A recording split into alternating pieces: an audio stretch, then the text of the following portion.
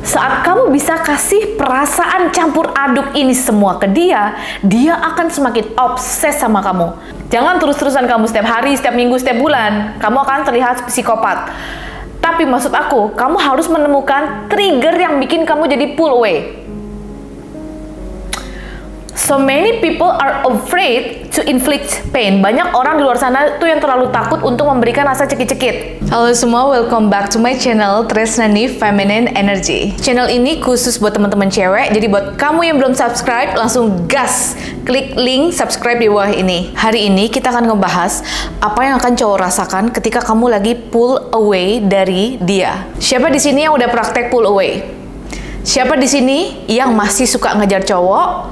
Ngechattingin duluan, nelponin duluan, dan inisiatif menjadi wanita proaktif duluan. Oh ya, sebelum kita mulai, aku lagi buka nih pendaftaran seminar online khusus wanita, volume 1 tentang Law of Polarity, hukum alam semesta, bagaimana cara menyeimbangkan antara energi feminin dan maskulin, ada tentang dating dan relationship tips, ada cara manifest uang juga untuk cewek ya, dan volume 2 tahap lanjutannya, gimana cara kita take action untuk mendapatkan kehidupan yang level up, oke, supaya kamu nggak desperate lagi, dan cara menyeimbangkan antara light and dark feminine energy. Jadi ini bakal seru banget. Ditambah volume 2 ada meditasi untuk feminine awakening. Ada di tanggal berapa? Jadi 19 Oktober untuk volume 1 hukum alam semesta law of polarity feminine dan masculine energy di jam 19 WIB, dan volume 2 menyeimbangkan light and dark feminine energy di tanggal 20 Oktober jam 1 siang WIB. Gimana cara daftar? Langsung klik link yang ada di deskripsi bawah. Oke, sampai jumpa di webinar.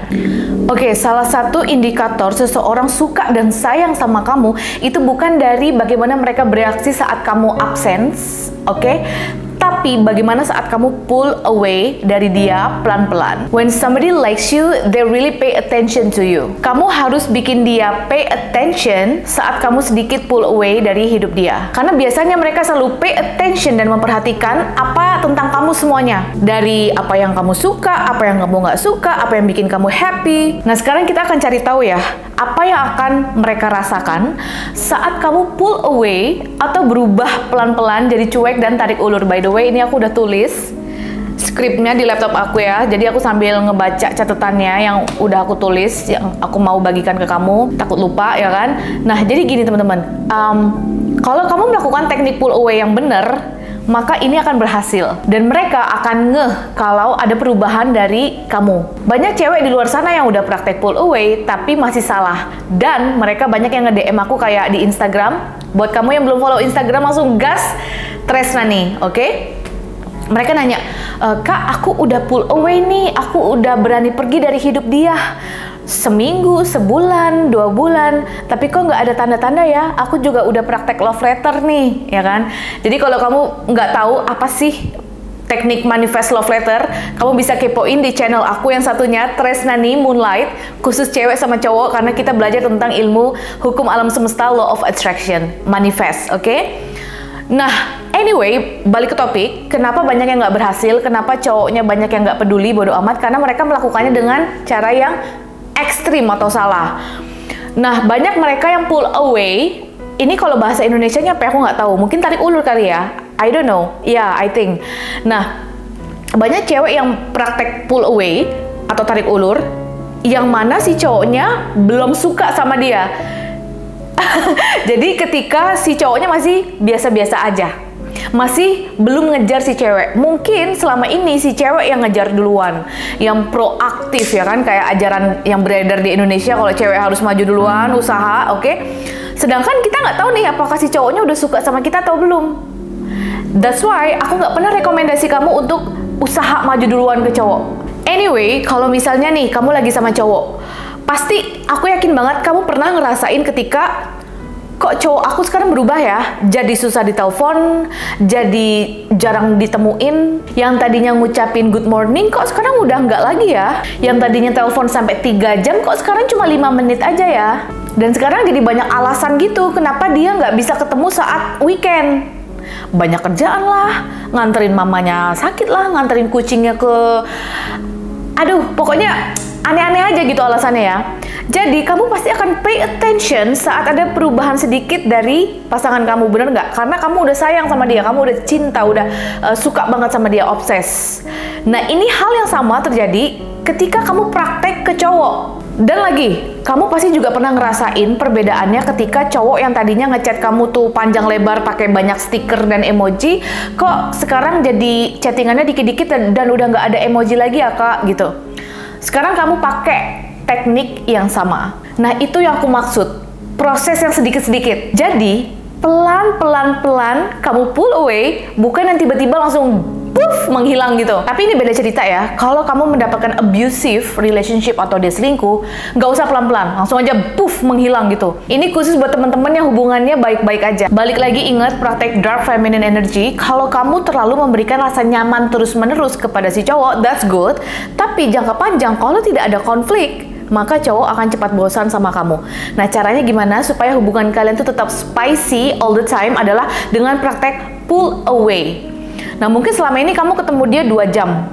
Coba deh, kamu mulai ketemu sama dia 1 jam aja. Mungkin selama ini kalian teleponan setiap malam, sleep call. Tapi coba deh, kamu nggak usah ada sleep call lagi. By the way, ngomongin sleep call, aku sama sekali nggak pernah rekomendasi kamu untuk praktek sleep call. Karena kamu akan menjadi apa? Available. Kamu jadi gampang ditebak, kamu gampang diakses. Mungkin kalau kamu masih SMA nggak apa-apa sleep call, I don't know lah, I don't give a shit. Tapi kalau kamu udah umur 23 ke atas, apalagi 30-an, aduh, kita udah nggak punya waktu buat sleep call kayak gitu. Kita udah banyak kerjaan, besokannya udah banyak aktivitas gitu kan. Oke, teman-teman, jadi ada 3 tipe pasangan yang berbeda-beda dan akan menunjukkan reaksi yang berbeda juga saat kamu pull away atau tarik ulur. Yang pertama, oke, ini tipe cowok yang benar-benar tulus menyukai kamu. Yang kedua, cowok tipe ego booster. Yang ketiga, cowok tipe convenience, yang ibaratnya suka sama kamu tapi nggak suka-suka banget, masih biasa, ada di tahap normal gitu ya. Yang pertama, cowok yang benar-benar tulus banget mencintai kamu. Apa yang akan terjadi ketika kamu mundur perlahan atau tiba-tiba pull away, cuek, oke? Dia akan ngerasa sakit hati, bingung, dan khawatir. Mereka akan menghubungi kamu langsung dan nanya ada apa. Mereka akan trying to reconnect and they don't play the game. Oke? Mungkin kamu pasti pernah ketemu sama cowok yang nggak playing the game. Ya, cowok baik-baik lah gitu. Nice man, ya kan? Ya, mereka kalau emang udah suka banget sama kamu, mereka nggak playing the game. Mereka langsung aja hubungin kamu, nanya, oh kamu kenapa kok kamu cuek, segala macem, ya kan? Apa salahku? Nah, tapi, anehnya, coba jujur, komen di bawah. Kalau kita ketemu sama cowok yang terlalu nice man, yang gampang ditebak sama kita, pasti kamu bosan nggak? Bosan. Hubungannya cepat hambar nggak? Bener. Nah, itulah yang terjadi. Kalau kamu juga terlalu baik sama dia, dia akan cepat bosan dan hubungan kalian akan hambar. Nah, makanya kita kasih garam, oke? Kalau manis terus, bosan. Kasih garam. Nah, ini garamnya. Lanjut. Cowok yang benar-benar tulus menyukai kamu atau nice man, dia akan tulus ya. Dan dia akan merasakan emotional connection. They don't give a fuck apakah ibaratnya akan terlihat lemah di mata kamu karena hubungin kamu nanya ada apa gitu kan, atau mungkin dia nyamperin ke rumah kamu kenapa kok berubah sih sekarang jadi cuek, apa salahku sayang, misalnya gitu. They don't care, dia nggak peduli. Karena kenapa? Dia udah ngerasa emotional connection sama kamu. Mereka benar-benar yang tulus banget sayang sama kamu. Jadi mereka nggak peduli apakah terlihat lembek sebagai cowok atau terlihat kayak needy. They don't care. Dia cuma pengen hubungan kalian baik-baik aja. Yang kedua, tipikal cowok ego booster yang ngedeketin kamu hanya untuk memvalidasi kegantengannya mereka. Nah, banyak cewek yang terjerat. Tenang, kamu nggak sendiri. Aku juga dulu pernah kayak gitu. Banyak cewek yang terjerat dengan tipe cowok yang ego booster, yang ngedeketin kita hanya untuk bikin egonya mereka tuh tinggi gitu loh. Maksudnya kayak kita memvalidasi kegantengannya mereka, kepintarannya mereka. Oke. Apa yang akan terjadi ketika kamu pull away dari tipe cowok yang ego booster? Yang pertama, dia akan ngerasain annoyed, oke, atau terganggu. Dan self-esteem mereka akan berkurang, turun banget, lower their self-esteem, and they try to win you back for validation. Mereka akan mencoba untuk memenangkan kamu kembali atau hubungin kamu kembali, tapi hanya untuk apa? Validasi. Ketika kamu mulai memvalidasi mereka, mereka akan happy, tapi mereka akan balik lagi ke sifat yang lama, yang bikin kamu jadi pengen pull away dari awal. Ingat nggak? Jadi misalnya nih, ada sesuatu yang bikin, jadi misalnya ada red flag yang kamu tuh sadar, intuisi kamu tahu kalau ini red flag, dan itu yang bikin kamu jadi pull away atau males sama dia. Oke. Nah, karena ketika kamu pull away, kamu sedikit-sedikit pergi dari hidupnya atau cuek, berubah, dia akan ngerasa terganggu, dia sadar, oke? Dan self-esteem, kepercayaan dirinya mereka akan menurun banget. That's why mereka mencoba untuk hubungin kamu supaya kamu bisa kembali lagi memvalidasi egonya dia, oke? Yang ketiga, tipe cowok yang convenience atau kayak suka sama kamu, tapi juga nggak yang terlalu tergila-gila. Mungkin masih ada di tahap tertarik ya. Oke, mereka akan khawatir, tapi nggak terlalu khawatir. Not enough to tell you what he feel. Yes, he feel pain. Oke, memang dia akan ngerasa cekit-cekit ya. Sakit hati, tetap ada. Cekit-cekit itu pasti. Tapi nggak transparan untuk open up. Dia nggak transparan untuk kayak yang cowok tipe nomor 1 tadi tuh, yang tulus menyukai kamu. Dia nggak akan setransparan mengutarakan isi hatinya. Jadi tipikal cowok ketiga ini, dia iya akan hubungin kamu tetap, tapi sadarnya agak lama nih.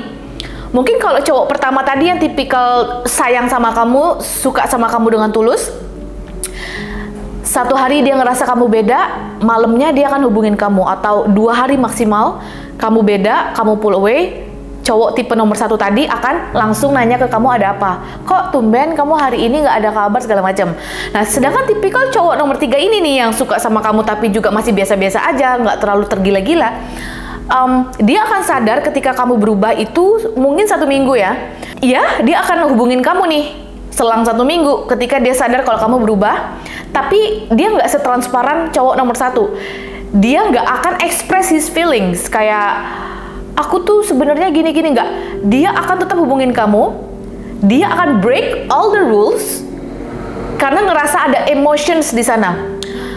Oke, mungkin dia kangen sama kamu, mungkin dia juga kayak, oh kok nih cewek beda ya sekarang. Kan ada emotions di situ. Tapi kalau perasaan yang nggak sekenceng itu, emotionsnya atau rasa sukanya ke kamu, mereka akan punya disiplin buat tidak mengkontak kamu. Ingat nggak videoku yang sebelumnya? If he really likes you, he will break the rules to contact you, right? So, ini nyambung ke pembahasan hari ini. Oke, untuk cowok nomor 3, kalau perasaan yang nggak suka-suka banget sama kamu, mereka masih punya disiplin. Mereka masih akan mendengarkan kata dating coach atau buku-buku dating yang beredar di sosial media. Kalau jangan pernah ngajar cewek, right? Mereka akan masih kontrol. Dia masih punya disiplin untuk nggak ngejar kamu nih, cowok nomor 3. Tapi bedanya kalau cowok nomor 1 tadi yang benar-benar udah tergila-gila banget sama kamu, yang mereka ngerasa you are his dream girl, dan dia udah sayang, suka banget, obses sama kamu, dia nggak peduli. Dia nggak peduli sama ajaran yang beredar di sosmed. Dia akan tetap hubungin kamu. Dia mau hubungan kalian balik ke normal lagi. Jadi manusia tuh normal banget ketika kamu pull away dari hidupnya, self-esteem atau kepercayaan dirinya dia akan menurun banget drastis, dan dia akan kepikiran kamu karena mereka craving for validation. Mereka craving apa bahasa Indonesianya? Berharap, bukan, masa ngidam? Apa sih bahasanya? Pokoknya gitulah, kalian paham kan? Mereka ngidam rasa pengen gitu, dapat validasi lagi dari kamu. Mungkin mereka belum ketemu sama cewek lain yang bisa memberikan rasa validasi yang kamu berikan. Oke, jadi mereka bisa melihat kamu sebagai sumber dari positive emotions. Sampai sini aman? Tarik nafas dulu. Buang. Oke, they try to impress you. Dan kamu sadar gak sih ketika biasanya kita pull away atau jadi cuek, perasaan kita berubah, nggak kayak biasanya ya. Mungkin selama ini kita chattingan sama dia tuh banyak pakai stiker, ketawa-ketawa, haha gitu, teleponan tiap hari. Tapi ketika kamu pelan-pelan agak-agak cuek, ya kan, pull away, mereka akan sadar dan mereka mencoba untuk kan mendapatkan validasi kamu lagi nih. That's why dia akan effort di situ, mungkin ngajakin kamu kencan lagi atau menjadi romantis. Sisi romantis dia akan muncul kalau dia benar-benar suka banget sama kamu. Saat kamu pull away, mereka akan mulai express how they feel about you. Coba deh sebelum kita mulai, komen di bawah, kamu pernah nggak punya pengalaman ketika kamu cuek, kamu pull away, kamu praktek dark feminine energy, terus tiba-tiba cowok yang tadinya selama ini cuek sama kamu, dia jadi express his feelings. Express his feelings atau mengutarakan perasaan itu bukan yang maksud aku cuma nembak ya, bukan hanya nembak, tapi kayak ini tergantung situasi, bagaimana dia mengekspresikan perasaannya. Contoh, aku bingung kalau mau ngasih analogi itu gimana. Aku selalu praktek pull away from time to time, all the time. Aku nggak pernah yang kayak gini. Jadi aku selalu kayak udah begini nanti gini lagi, udah gini lagi, oke? Nah, ada suatu ketika pada saat itu aku pull away. Berapa lama ya? Kayaknya hitungan minggu deh atau 1 bulan gitu.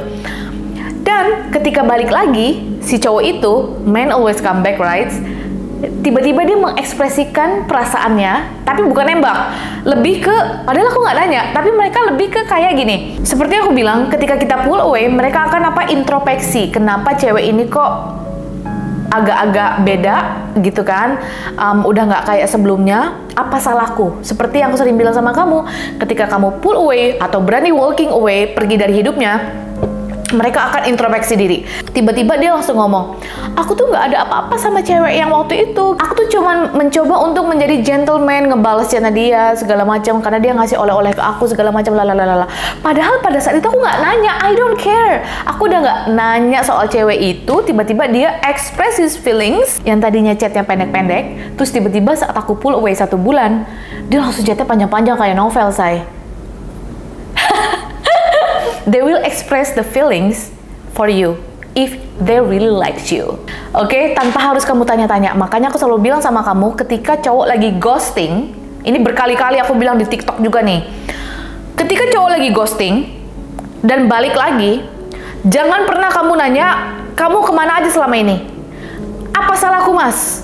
Kenapa kamu diemin aku? Aku tuh sayang banget sama kamu. Aku tuh nggak bisa hidup tanpa kamu. Nggak perlu.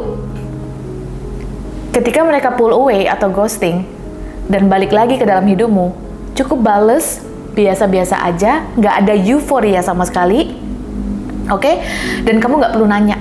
Kenapa? Karena if they really likes you, dia akan menceritakan sendiri kenapa mereka menghilang, kenapa kemarin begini, kenapa kemarin begitu.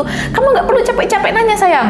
Oke, lanjut. So, always delay the validation. Jadi kamu harus selalu tunda validasinya.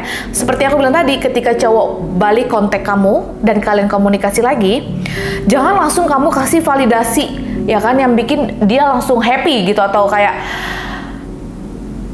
I miss you so much, mas. Kita nggak ada komunikasi 1 bulan. Aku tuh kangen banget tahu sama kamu. Aku tuh kepikiran kamu. No, kalau kamu ngomong kayak gitu.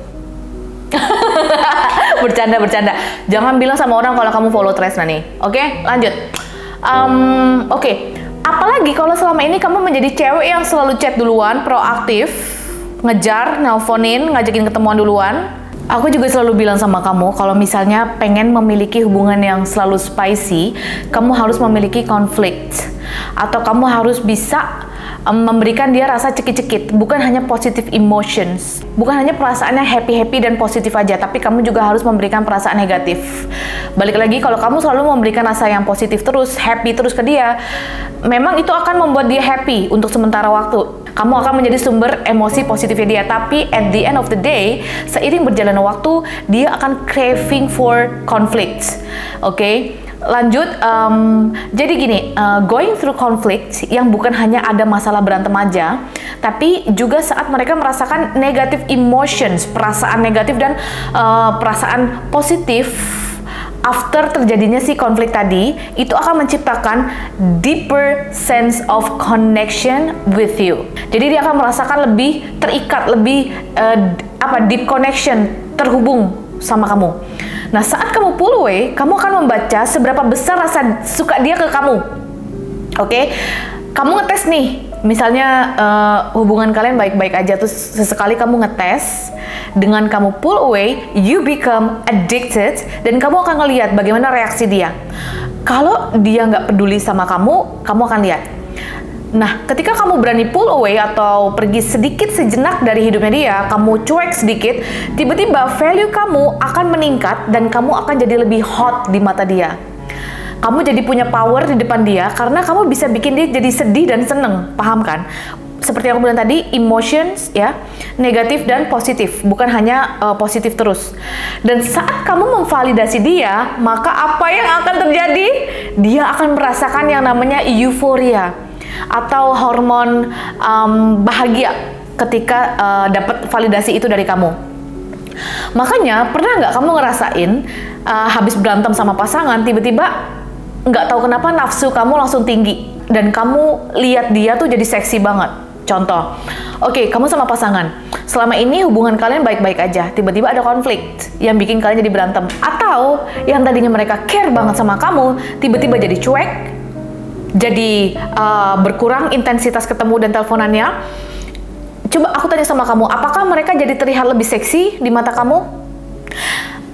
Apalagi habis berantem, kamu bawaannya langsung pengen, paham nggak? Oke? Kenapa? Itu normal.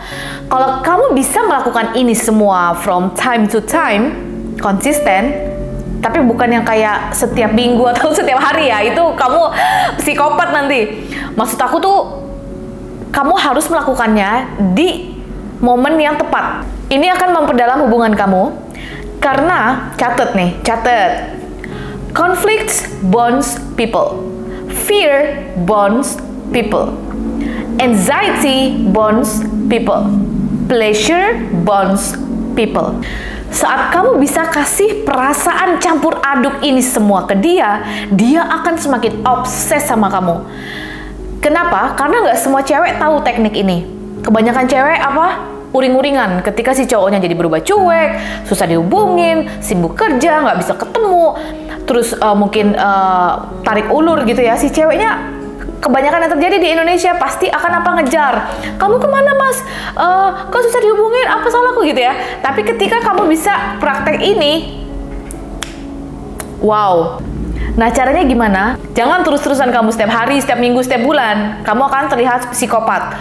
Tapi maksud aku, kamu harus menemukan trigger yang bikin kamu jadi pull away. So many people are afraid to inflict pain. Banyak orang di luar sana tuh yang terlalu takut untuk memberikan rasa cekit-cekit. Nah, it's not a bad pain ya. Yang aku maksud tuh rasa cekit-cekit atau sakit di sini tuh bukan yang kayak kamu nyakitin secara fisik, psikopat, abusive atau narsistik, bukan.